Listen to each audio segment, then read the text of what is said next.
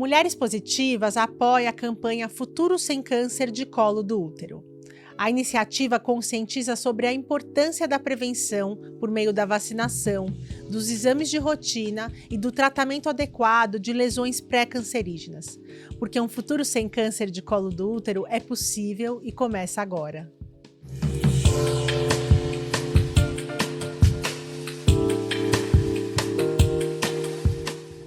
Tem gente que olha para o mercado financeiro e já pensa em gravata, jargão complicado e uma sala cheia de homem decidindo o futuro do dinheiro.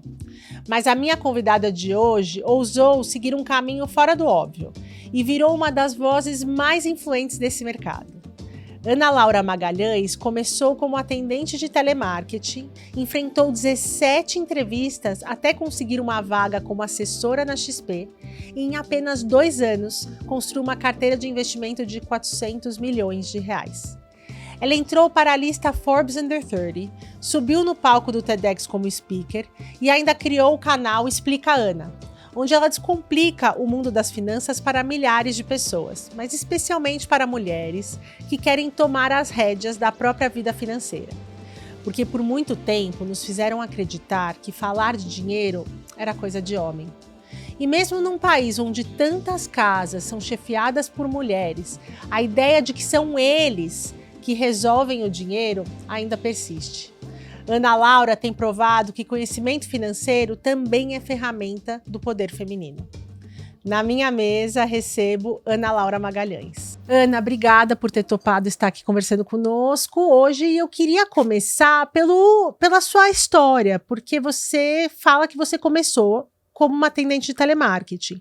Então, como você lembra desse início? O que você tem para contar para a gente sobre ele?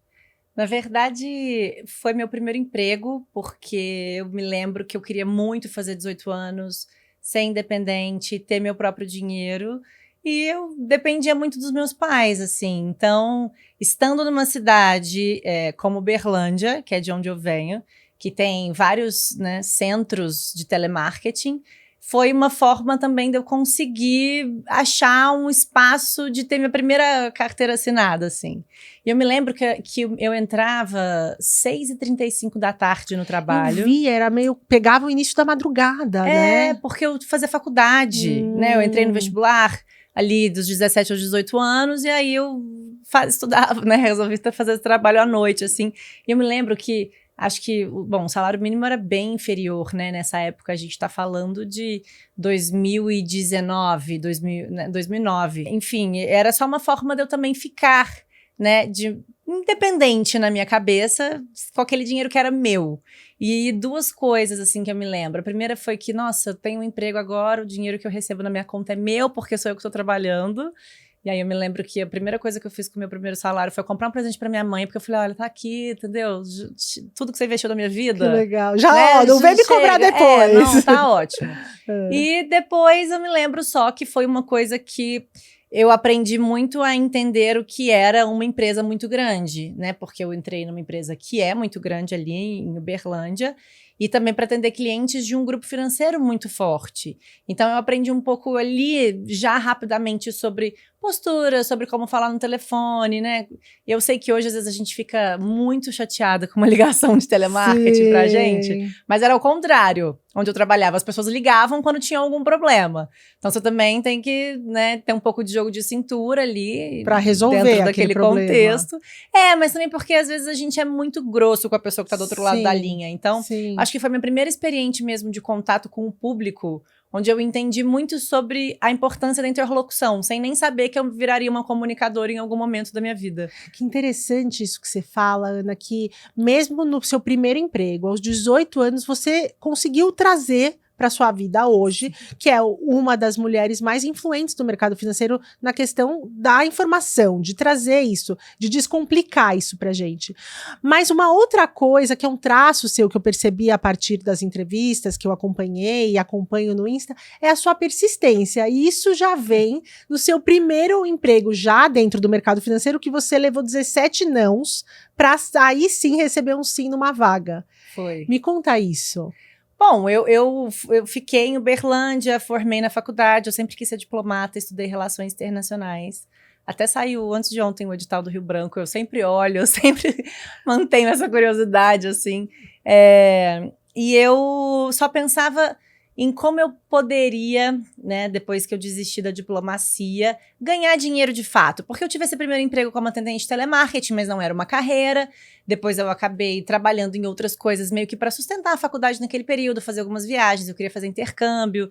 E aí chega num ponto onde, bom, agora eu tenho um diploma de uma universidade federal, eu vou trabalhar com o quê? E, honestamente, sendo formada em Relações Internacionais pela Universidade Federal de Uberlândia, não é que eu peguei o diploma e tinha muitas portas abertas na minha frente de trabalho, né? E eu já emendei logo no mestrado, porque o mestrado tinha bolsa, eu não sabia exatamente o que eu ia fazer, então continuei estudando. E quando acabou o mestrado foi quando eu falei, bom, eu acho que eu vou para o mercado financeiro, porque é uma área que me interessa muito, porque eu acho intrigante a forma como o mundo funciona. E eu sempre quis, desde cedo, ter um tipo de trabalho onde eu sentisse que eu cresceria intelectualmente durante o trabalho. Então, seriam dias diferentes entre si, né? Na época, eu tinha um namorado que já trabalhava no mercado financeiro, eu achava o máximo, e aquilo também acabou sendo uma influência naquele momento.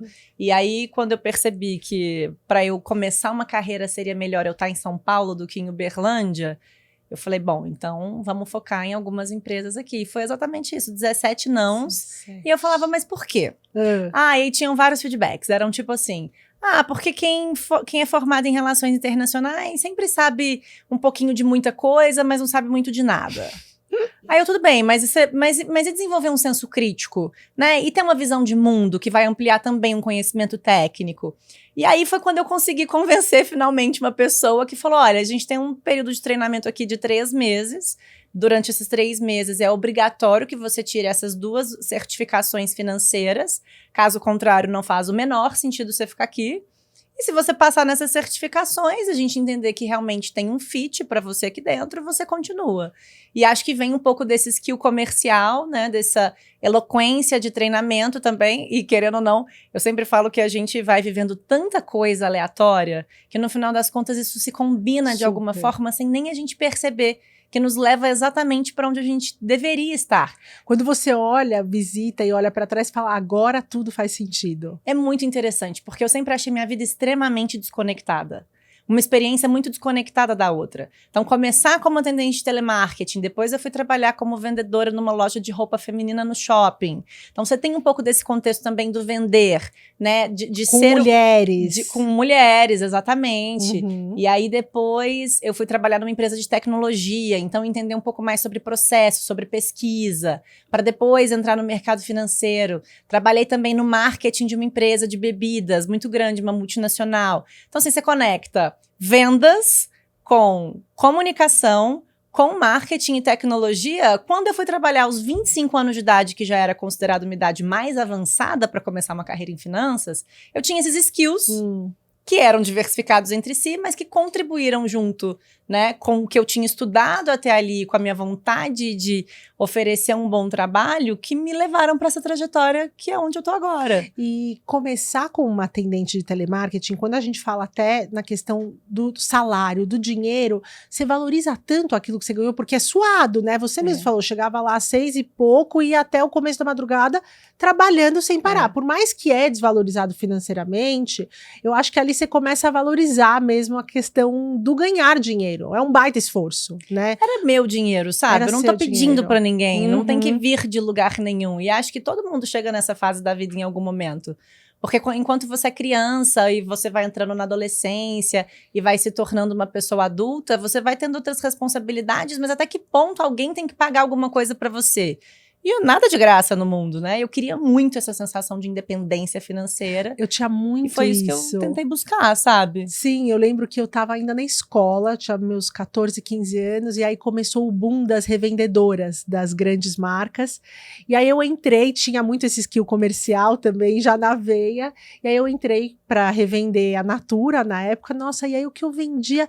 Eu cheguei a ser uma das que vendiam mais naquele bairro, naquela região. E era muito muito bom já, muito nova, ter esse meu próprio dinheiro para fazer minhas escolhas.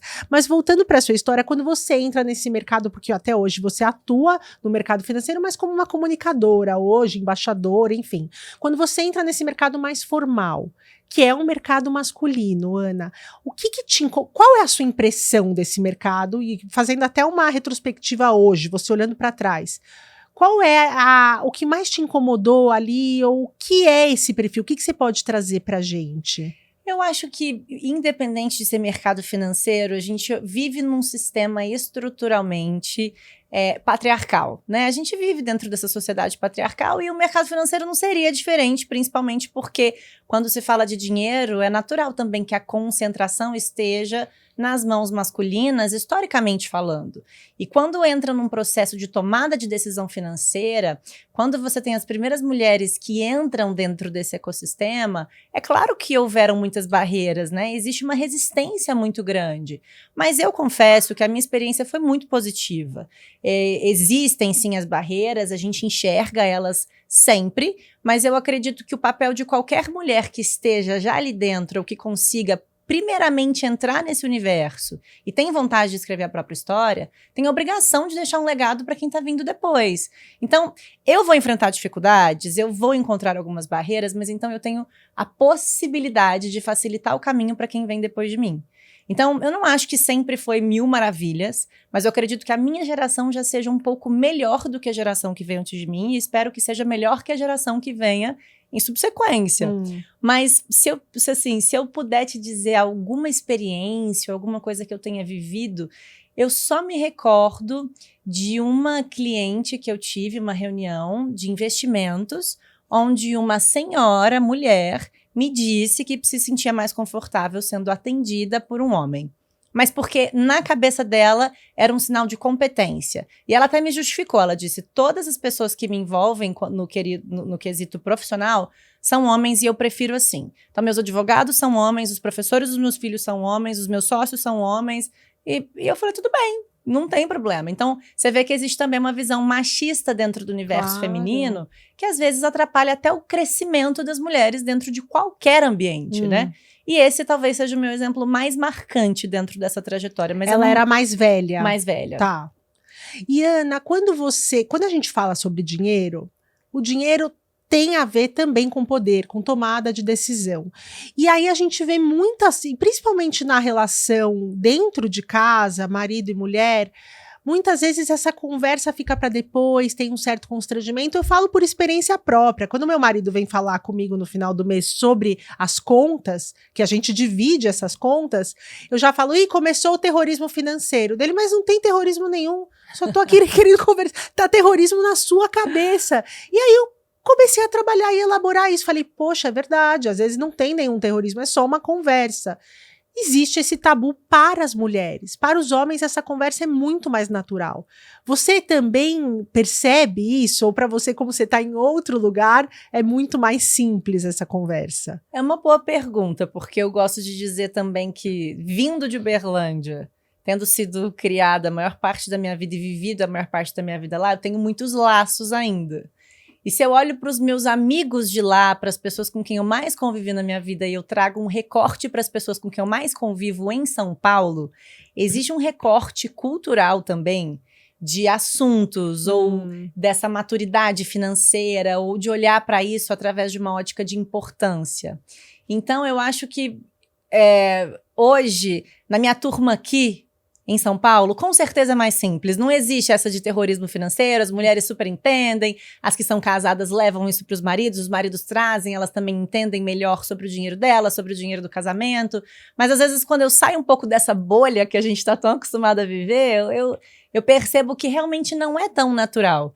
E eu ouso dizer que possa vir de uma herança cultural também, da gente não ver isso em casa, em qualquer casa, ou pelo menos nas que eu tenho consciência das pessoas com quem eu convivo. Eu não tive nenhum tipo de educação financeira básica na minha família, mas eu via o esforço dos meus pais em fazer tudo funcionar, né? Mas, assim, conversa do tipo, olha, guarde dinheiro para o futuro, ou você tem que ser uma mulher independente, então trabalha, guarde seu dinheiro, faça isso.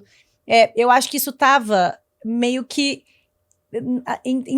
Tava ali no discurso, mas como? Então como é que eu guardo dinheiro? Eu guardo Tava dinheiro nas no quê? entrelinhas, não era algo como é hoje, principalmente como você faz no canal. Mas assim, mas tudo bem. Então, às vezes a gente ouvia mais umas coisas, tipo, dinheiro não dá em árvore, hein? Meu dinheiro não é capim, minha mãe falava muito pra gente.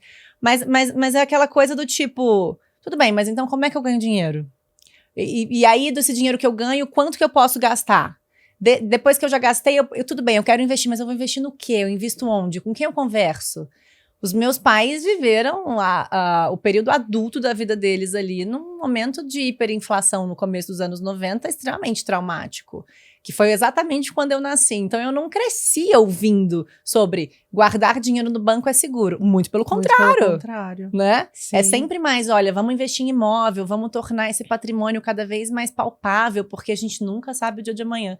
E até hoje, a cada eleição presidencial, meu pai me liga e fala, e aí, você já tirou seu dinheiro do banco?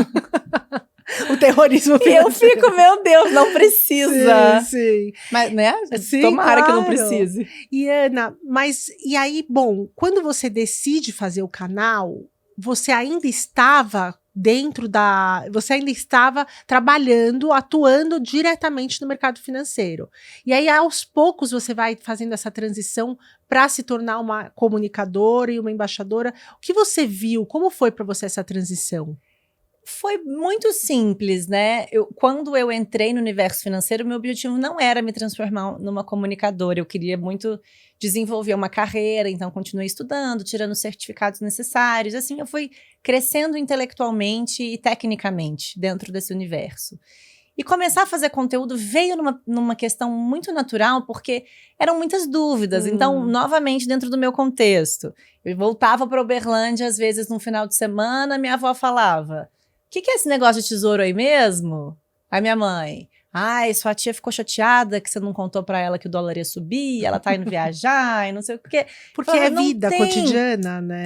E não é que existe uma bola de cristal, existe uma questão de conviver com o universo financeiro a ponto de você começar a entender as tendências e tomar decisões financeiras mais estratégicas. Então, nesse momento, e atendendo clientes na instituição financeira em que eu trabalhava, eu achei que faria sentido mesmo criar alguns canais de comunicação e foi totalmente embasado pela empresa, então foi muito legal. E o projeto ficou enorme, né?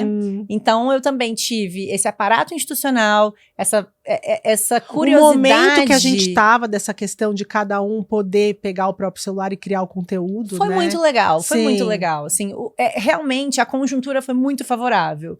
E eu me descobri comunicadora ali. Né? De novo, interessante, porque eu queria ter feito mestrado, não queria ter feito mestrado naquela época, mas não tive que dar aula, não tive que pesquisar, não tive que aprender o que é você criar uma linha de raciocínio para explicar para uma outra pessoa.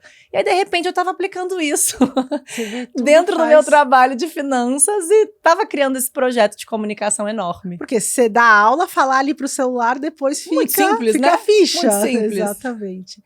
E é isso que a gente tá, essa frase que eu comentei, né, que é do cotidiano.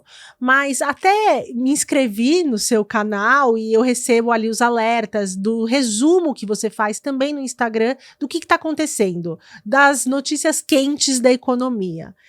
E aí, num primeiro momento, aquilo chega como números que você fala, tá, mas o que isso impacta a minha vida? Então, eu queria que você trouxesse para nós que estamos aqui aprendendo, escutando, um pouquinho de como isso impacta a vida das pessoas e por que essas pessoas precisam se empoderar dessas informações. Precisam saber o que acontece com a taxa de juros, com o dólar, com a Selic, enfim, com o tesouro que ela falou. O que é essa história de tesouro? Traz um pouquinho da importância dessas informações para as mulheres. Sim, eu acho que não só para as mulheres, mas principalmente para as mulheres também, porque a gente não cresce com esse acesso, né? É muito curioso. Por que as informações financeiras são tão excluídas de um conhecimento básico? Eu não consigo entender também, para ser honesta com você. E acho que talvez seja importante mesmo manter uma educação dentro de casa, mas aí, ao mesmo tempo, se eu quiser buscar por uma literatura, se eu quiser conversar com os meus filhos, se eu quiser ensinar desde cedo, onde é que eu acho isso, né? Como é que eu encontro essas informações? Como é que eu trabalho isso? Então, eu entendo você. E ali no Instagram eu tento muito mostrar o que faz parte do meu universo. Gente, eu estou todos os dias aqui vendo essas informações, eu filtro Todo dia de manhã eu recebo 10, 12 notícias. Eu falo, ó, acho que isso aqui é legal da gente compartilhar. E já trago um comentário do tipo, isso aqui é importante para quem tá em renda fixa. Ó, quem não tá investindo em ações mesmo com juros altos, vejam essa reportagem. Escutem esse podcast que tem uma informação legal. Então, eu realmente estou sempre compartilhando dados, até já tento que eles sejam bem mastigados, porque eu entendo que cada pessoa tem a sua carreira dentro do seu próprio nicho, e não necessariamente tem esse tempo de vou parar, vou ler um jornal, vou tomar uma decisão financeira, deixa eu conversar com um especialista em finanças, agora deixa eu conversar com um especialista em história, não, agora deixa eu conversar com um especialista em geopolítica, deixa eu entender o que eu faço. Então, a ideia é realmente levar essas informações de uma curadoria. Forma muito simples. Sim. Porque é importante, assim, tem coisas mais importantes que outras, como entender taxa de juros, por exemplo. Eu falo que a taxa básica de juros do Brasil é a personagem principal da história da economia que a gente tem que acompanhar. Como em qualquer livro, tem sempre uma personagem principal que todo o entorno depois gira em volta desse pequeno personagem ali. Ele vai influenciar todos os outros. Então, saber minimamente sobre essa taxa básica de juros já vai te ajudar a tomar muita decisão financeira importante. A escolher qualquer produto para sua carteira, basicamente. E aí, com o tempo, você vai se acostumando. Porque aconteceu isso, o dólar aconteceu aquilo. E assim sucessivamente. Não é só pensar nisso quando a gente vai fazer a nossa viagem para fora, né? Exatamente. E, Ana, tem muitas informações agora que chegam para mulheres que estão agora cada vez mais, isso não é de agora, estamos cada vez mais evoluindo nas nossas carreiras, ganhando nosso dinheiro, tendo uma importância nesse bolo desse dinheiro, e aí agora a gente começa a olhar para onde a gente quer colocar, investir esse dinheiro. E aí chegam alguns produtos que falam, esse produto é melhor para as mulheres. Isso é um pouco de marketing ou existe realmente produtos mais interessantes para as mulheres? É uma excelente pergunta, sabia? Porque eu acho que talvez os melhores produtos para as mulheres, eles só tenham recortes que tragam uma ótica feminina implementada naquele contexto. Por exemplo, por que não, na hora de optar por investir na ação de uma empresa, não escolher uma empresa que tenha mais mulheres em cargos de liderança, por exemplo? Ou, na hora de escolher um fundo de investimento, por que não priorizar um fundo onde a gestão financeira é feita por um time de mulheres estrategistas, economistas-chefes e gestoras de fundos? Porque a gente é muito escassa nesse universo. Eu me lembro de uma vez, faz alguns anos, hoje já não está mais assim, eu até vou citar o nome de um fundo com uma gestora mulher, mas eu me lembro que há muitos anos, isso uns 6, 7 anos atrás, nem é tanto tempo assim, né? Mas eu queria fazer um conteúdo do Dia da Mulher com mulheres gestoras de fundos de investimentos e não existia. Uau! E assim, eu falava, mas não é possível que não existe uma? A indústria de fundos é imensa. Há 6 anos. Assim, são 17 mil fundos registrados na Ambima, 500 fundos operando. Como assim? Não tem uma mulher gestora? Tem, mas não é a gestora principal. Tem ali no time de comitê de análise, tem às vezes a que faz o call de crédito, a que vai fazer a recomendação de alguma alocação, mas não era gestora, né? Então, os gestores sempre muito famosos e nenhuma gestora no mercado. Até que depois de um tempo veio uma gestora que nasceu, uma gestora independente, se chama Dália, que já é um nome feminino e que vem com uma gestora mulher, que é a Sara Delfim, inclusive, que falou, olha, eu venho de um banco gringo, eu faço análise há muito tempo, eu quero fazer gestão de um fundo.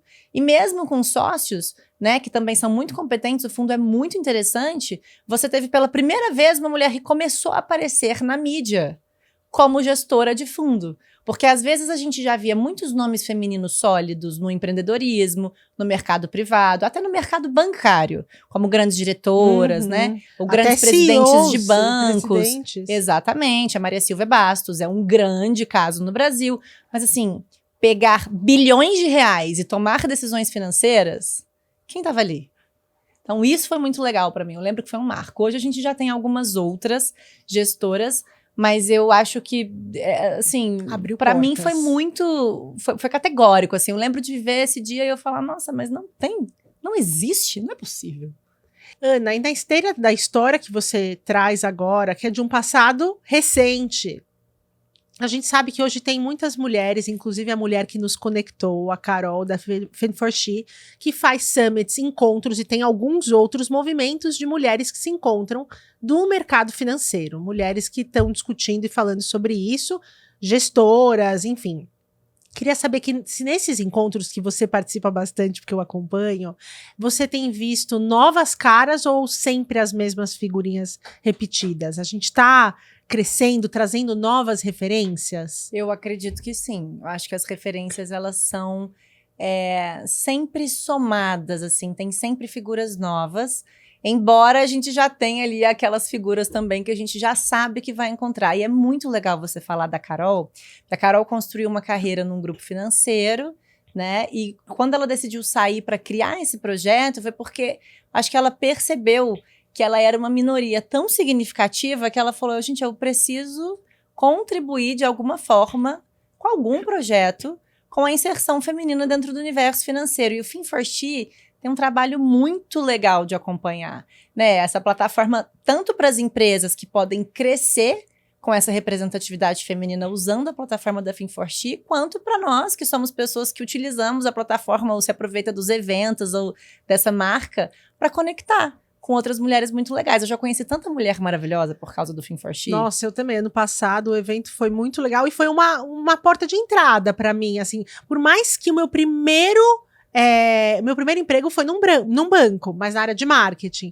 Mas eu lembro que quando eu tava no banco, mesmo que na área de marketing, quando você tá mergulhada nesse universo, com essas informações, você fica mais empolgada com onde você vai investir, como você vai guardar. Aí eu saí por muito tempo e agora, enfim, falar sobre mulher, empreendedorismo, empoderamento, executivas, não tem como a gente tirar dessa equação finanças, né? Verdade. Então, cada vez mais eu tenho mergulhado e conhecido um pouco sobre isso. Mas ainda para mim, e eu acho que para muitas mulheres que não estão no mercado, além de tabu, é por onde começar, né? Então, por onde eu vou começar? Porque geralmente a gente senta e acaba entregando de repente para o gestor. Você acha importante que a gente tenha mais consciência de onde esse dinheiro de fato está sendo investido? Que mensalmente, quando eu recebo ali a minha carteira de gestor, eu olho aquilo com carinho, com cuidado. Como você, para as pessoas que não trabalham com isso ou estão no dia a dia com essa informação, como você sugere que a gente lide com isso na nossa vida? É um bom ponto, porque assim, eu não sei como as pessoas, além de talvez terem essa barreira de informação, de fato se informam sobre qualquer outra coisa. Eu ouso dizer que talvez sejam as redes sociais, né? A maioria das pessoas com quem a gente convive, eu, honestamente, olhando para mim, deixa eu explicar como é que eu me informo, né? Eu estou cadastrada numa série de newsletters e jornais, recebo várias informações logo cedo, mas eu me informo basicamente pelos perfis das redes sociais dos mesmos veículos midiáticos que me mandam e-mail, né? Então eu tô seguindo todos eles ali, a CNN Money, a Forbes, Valor Econômico, Exame. Eu vou receber de manhã as notícias, provavelmente até receba um exemplar de alguma coisa, mas eu vou ver no imediato, através do meu aparelho telefônico ali na minha frente, né?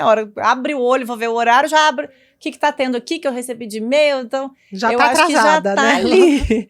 Eu acho que talvez buscar por fontes de informação que se pareçam conosco, até na comunicação. O que eu tento fazer é muito isso.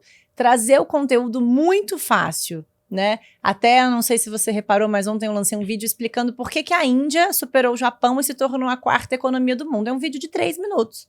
E eu te explico exatamente o que aconteceu e te mostro a fórmula do PIB numa ótica de demanda. E não tem como, desculpa, mas não tem como você não entender quando você assiste um vídeo. E aí fica muito na tentativa de transformar em algo trivial. É do tipo, olha, daqui pra frente, quando você ver qualquer reportagem sobre o crescimento de um país, ou ouvir falar sobre o PIB, talvez você já vai conseguir criar uma consciência do que aquilo significa. Então eu tento sempre fazer isso com os meus conteúdos. Todo dia eu posto sobre alguma coisa. Hoje vai ser sobre as mudanças do IOF, enfim, né? Acho que também, para quem tá vendo esse episódio hoje, vai ver que lá vão ter várias outras informações.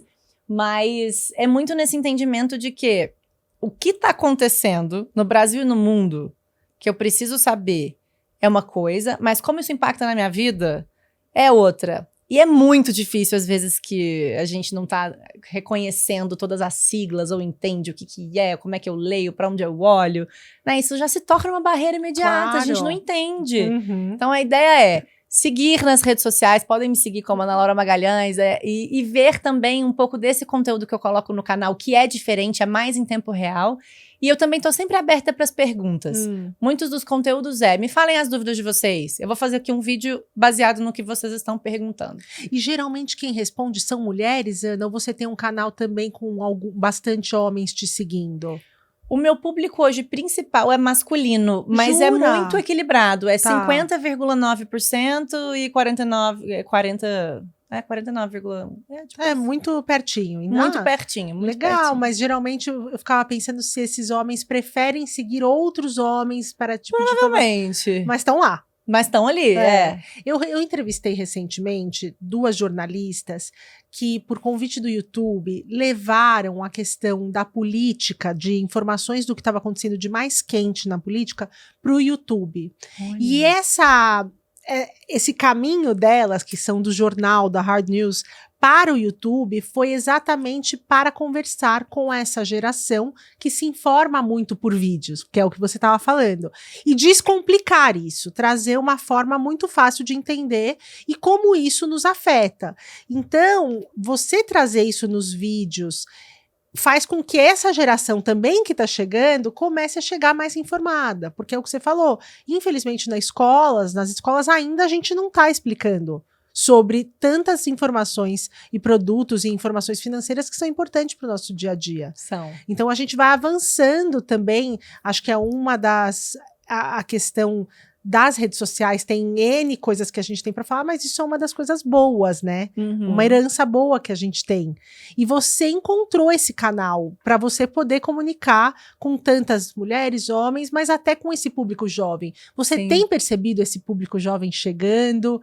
Eles perguntam, você percebe que é um público mais interessado também? Eu acho que por ser um público mais conectado, né, as novas gerações são mais digitais, é mais acesso à informação. Eu, durante meu período de crescimento, não tinha a menor noção de como funcionava um banco, de como as coisas eram. Eu acho que hoje existe uma facilidade de superar a curiosidade de uma forma muito simples. Você pergunta para uma inteligência artificial, você está com o celular na sua mão, você pesquisa digitalmente na mesma hora sobre qualquer informação. Então, acho que tem um pouco desse benefício também estrutural das novas gerações.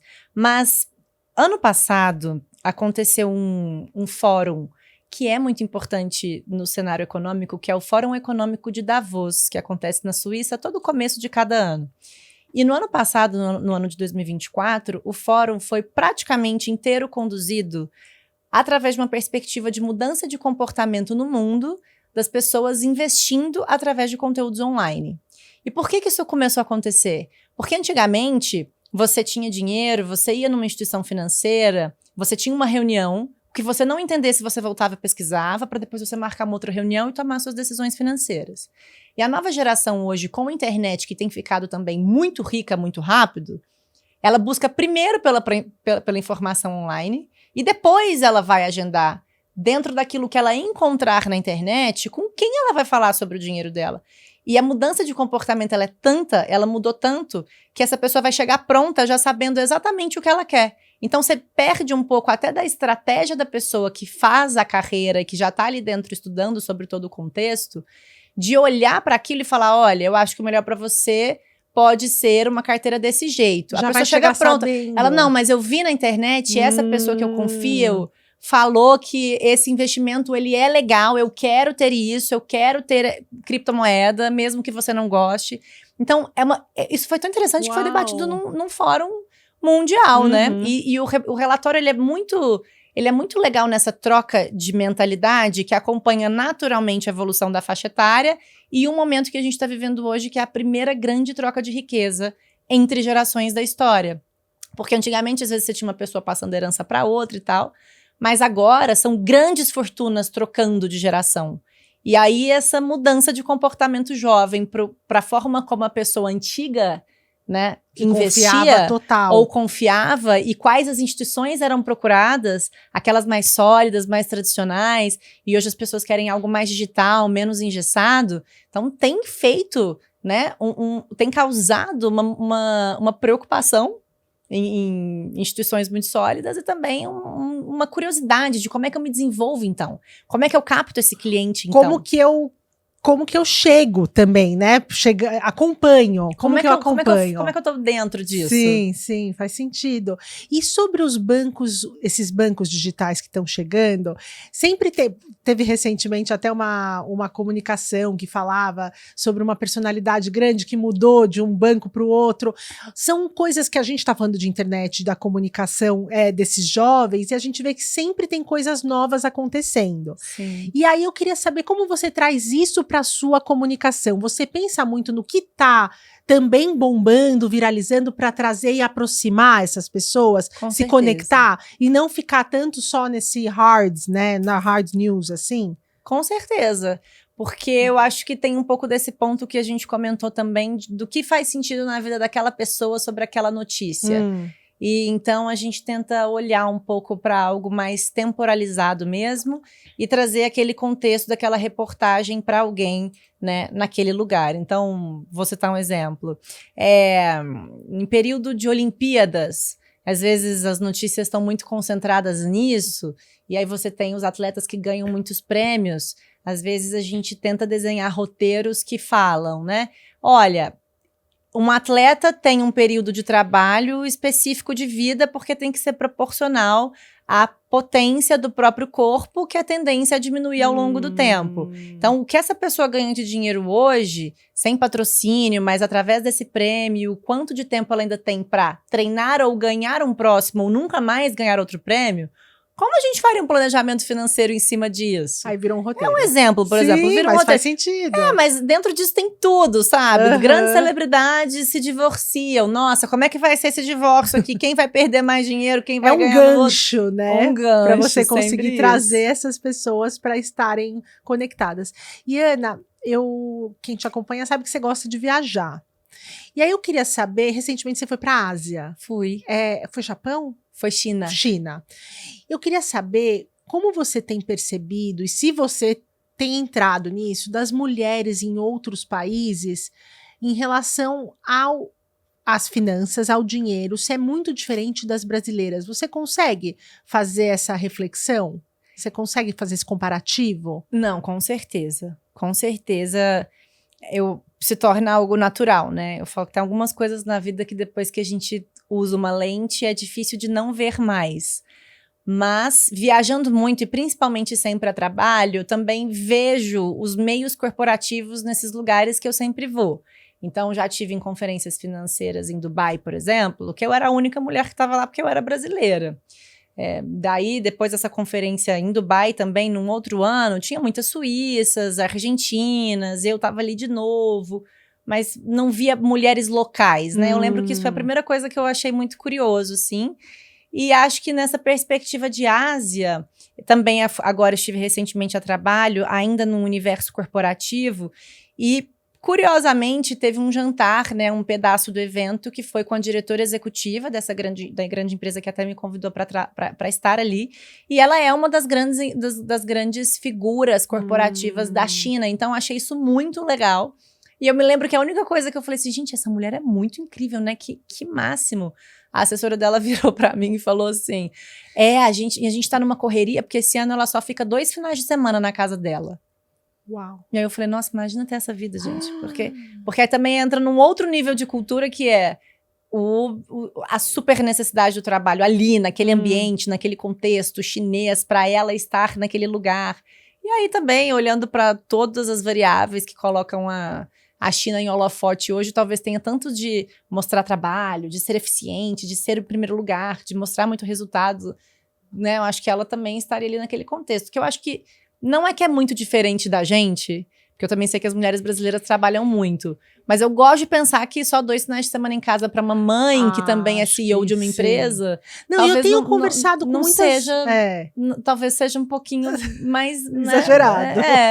Eu acho, sabe, eu pensei Ana, assim. eu tenho conversado com muitas mulheres executivas, não só do mercado financeiro, como de tantos outros, mas eu tenho percebido, não só mulheres, como homens também, porque a gente tem um podcast que eu entrevisto homens, esses só mulheres, mas eu tenho percebido, sim, que existe hoje a importância da pausa, a importância do final de semana, de respeitar as folgas, as férias, e esse final de semana passado eu estava com diplomatas conversando na praia, no Rio de Janeiro, e aí eles estavam me contando dessa experiência deles de terem vivido em Nova York. Eles, como casal, e 2 filhas foram para Nova York, e essas filhas tinham amigas chinesas. Estou contando isso porque você trouxe essa referência. E as meninas que estudavam nos Estados Unidos, nas férias, eles mandavam para a China para estudar lá, nas férias dos Estados Unidos. Então é um pouco dessa cultura que você está trazendo. E aquilo foi tão impactante quando eles me trouxeram, porque hoje eu percebo, a gente está gravando, agora já entrando em junho, né? E os meus filhos já estão exaustos da escola. Eles precisam dessas férias, eles são piticos, mas eles já estão desejando essas férias. Então também a importância dessa pausa, né? Da gente valorizar isso. Por mais que eu sinto que às vezes as mulheres, em um determinado momento da nossa história, pensaram que elas precisavam trabalhar para além, mais do que esses homens, porque elas precisavam chegar. Tem uma amiga que fala, eu vou para casa às 6 da tarde todos os dias para colocar meus filhos para dormir, mas às 8 eu volto a me conectar, mesmo que em casa. Porque eu preciso estar sempre além, entregando mais, né? Olha, eu não sou mãe ainda, mas eu ouvi uma vez uma amiga que é mãe e executiva de uma grande instituição financeira que ela falou exatamente assim: o mercado de trabalho não é desenhado para maternidade, porque eu preciso levar meus filhos na escola às 8, mas eu tenho que estar no escritório às 8. Aí eu preciso buscar eles meio-dia e o meu horário de almoço, às vezes, também não coincide. Aí eu tenho que almoçar, levar, buscar, colocar eles em casa, dar almoço, voltar para minha mesa, sentar para trabalhar, tem uma reunião. Na hora que eles saem da escola, no meio do meu horário também de trabalho. E aí como é que eu vou sair para buscar, para levar? E tem judô, tem futebol, tem balé, tem não sei o quê. Não cabe. E aí a hora que eu chego em casa também... A hora que acabou o horário deles, né, onde eu poderia me conectar com eles, é o horário que eu ainda tô chegando para jantar, tem coisa para resolver, e aí eu vou na academia, e aí eu vou fazer isso, eu vou fazer aquilo. E eu achei isso bastante curioso até para dividir com você nesse contexto. Mas a sua fala sobre as chinesas e as americanas me fez lembrar de uma leitura que eu fiz recentemente, que é muito interessante, um livro escrito por uma chinesa, ela se chama Carrie Sun, e ela foi criada nos Estados Unidos por pais imigrantes chineses. E aos 29 anos ela começou a trabalhar num dos maiores hedge funds nos Estados Unidos, depois de ter feito o MIT, né? Uma pessoa muito competente.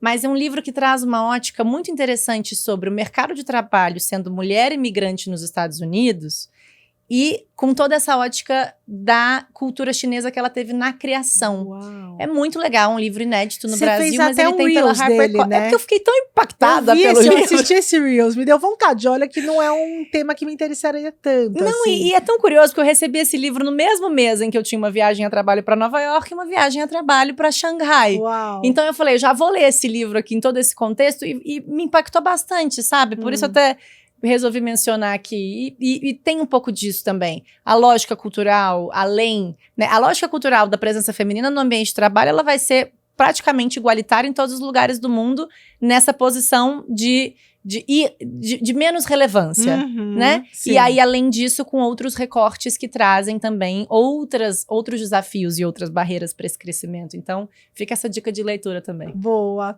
Ana, queria te agradecer seu tempo, agradecer sua disponibilidade e convidar as pessoas que estão nos assistindo para seguir a Ana. A gente vai colocar aqui, Obrigada. @AnaLauraMagalhães. Que lá realmente fica mais fácil e aí a gente vai entendendo e criando uma certa intimidade, porque é importante também a gente saber, não só por uma questão econômica macro, mas também como a gente pode cuidar do nosso dinheiro, né? Exatamente. Eu adorei o seu projeto, viu, Naná? Adorei estar aqui. Obrigada pelo convite. Vou sempre acompanhar agora as futuras observações e conteúdos do Mulheres Positivas. Obrigada pelo espaço. Temos vários já podcasts anteriores com mulheres incríveis, ousadas e corajosas, e com certeza eu acho que é um dos temas importantes que a gente acabou falando pouco por aqui até hoje, mas hoje conversamos bastante. Obrigada, Ana. Obrigada a você. Obrigada. Se essa conversa te fez pensar diferente sobre dinheiro, carreira e coragem, compartilha com uma amiga. Vai que ela também está precisando ouvir que finanças não são um bicho de 7 cabeças. Ou pelo menos não precisa ser, né?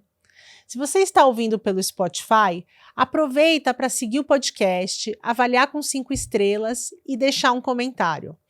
E se você estiver assistindo no YouTube da Record News, se inscreve no canal e ativa o sininho, que é para você não perder nenhum episódio. Na semana que vem, tem mais uma mulher fora do óbvio aqui na minha mesa. Até lá!